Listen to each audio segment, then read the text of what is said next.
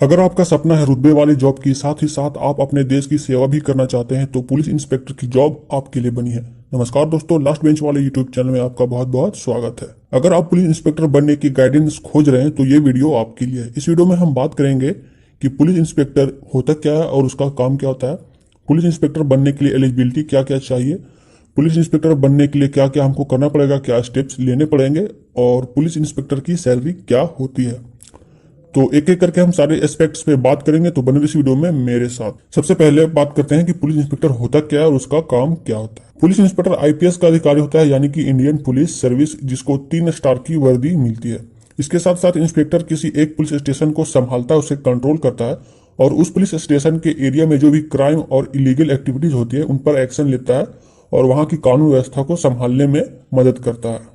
तो जनरली किसी एक थाने में constable, head constable, sub inspector और इंस्पेक्टर होते हैं और इन सब में इंस्पेक्टर की पोस्ट सबसे ऊपर होती है।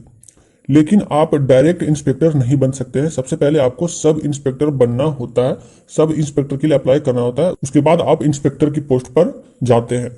तो इस वीडियो में हम सब इंस्पेक्टर के बारे में बात करेंगे, फिर हम बात करेंगे कि कैसे आप सब इंस्पेक्टर से इंस्पेक्टर बन सकते हैं। सब इंस्पेक्टर बनने के लिए एलिजिबिलिटी क्या क्या चाहिए। सबसे पहले तो आपकी नेशनैलिटी इंडियन होनी चाहिए। बात करें एजुकेशन क्वालिफिकेशंस की, तो आप होने चाहिए ग्रेजुएशन पास किसी भी सब्जेक्ट से, और इसमें BCA, engineering, BA, BCom, BSc सारी चीजें आ जाती हैं। तो आप ग्रेजुएट होने चाहिए किसी रिकॉग्नाइज्ड यूनिवर्सिटी से। आपकी एज होनी चाहिए 21 से 25 के बीच, और अगर आप एससी, एसटी, ओबीसी में आते हैं तो आपको एज रिलैक्सेशन दी जाती है। अब हम बात करते हैं कुछ फिजिकल स्टैंडर्ड्स की और मेडिकल कंडीशन की। आपको फिजिकली फिट होना पड़ेगा और कुछ मापदंड होते हैं, कुछ स्टैंडर्ड होते हैं, उनको पूरा करना पड़ेगा। तो अगर आप मेन हैं तो आपकी हाइट 170 सेंटीमीटर होनी चाहिए। अगर आप एससी एसटी में आते हैं तो आपको 162 से 165 तक की छूट मिलती है। अगर आप वुमेन है तो आपको 157 सेंटीमीटर की हाइट मांगता है, और अगर आप एससी एसटी में आते हैं तो आपको 152 से 155 सेंटीमीटर तक की छूट दी जाती है। बात करते हैं अगर चेस्ट की, तो अगर आपका चेस्ट 80 सेंटीमीटर होना चाहिए बिना फुलाए हुए, और 85 सेंटीमीटर फुलाए हुए यानी एक्सपेंडेड। और मेडिकल कंडीशन में आपको कलर ब्लाइंडनेस नहीं होना चाहिए ना, और आपका जो विजन है वो 6/6 होना चाहिए।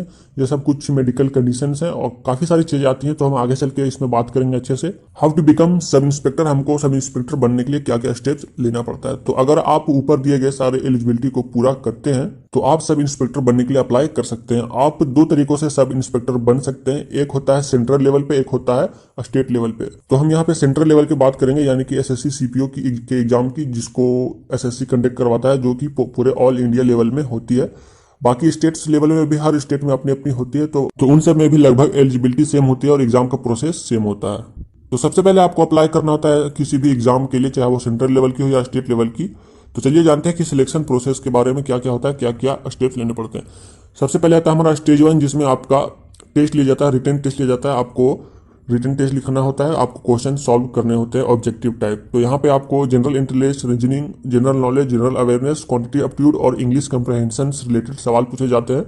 इसमें मार्क्स वेरी कर सकते हैं अलग अलग एग्जाम के लेके। अगर आप किसी स्टेट लेवल में भरते हैं तो उसमें मार्क्स अलग हो सकता है, अगर आप एसएससी लेवल में भरते हैं तो उसका मार्क्स अलग हो सकता है, लेकिन ये सारे सब्जेक्ट्स जो है वो सेम होते हैं, लगभग इसी सब्जेक्ट से आते हैं। रिटन टेस्ट पास करने के बाद आती है फिजिकल टेस्ट की, और इसके लिए हमको पहले से बताए गए सारे फिजिकल स्टैंडर्ड को मीट करना होता है, यानी कि हाइट, चेस्ट, ये सब सारी चीजें आपकी अगर फुलफिल्ड है तो आप फिजिकल टेस्ट यानी कि फिजिकल इंड्योरेंस टेस्ट के लिए जाते हैं। यहाँ पे आपको फिजिकल इंड्योरेंस की टेस्ट ली जाती है। तो अगर आप मेल है तो आपको 16 सेकंड में 100 मीटर की दौड़ लगानी होगी। अगर आप फीमेल है तो आपको 18 सेकंड में 100 मीटर की दौड़ लगानी होगी।